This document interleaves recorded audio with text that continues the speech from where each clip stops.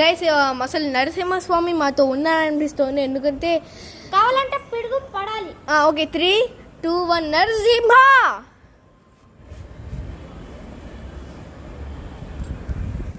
చూసారు గైస్, చూసారు.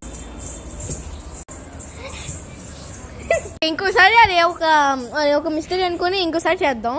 3, 2, 1 నరసింహస్వామి మా దగ్గర ఉన్నది పిడుగు పడాలి. చూసారా చూసారా. ఓకే ఈసారి మనం ఎక్స్ట్రీమ్ ట్రై చేద్దాం. సైరా నరసింహస్వామి, మీరు మాకు కనిపించాలనుకుంటే మాతోనే ఉంటే, మా పక్కనే ఉంటే పిడుగు రావాలి.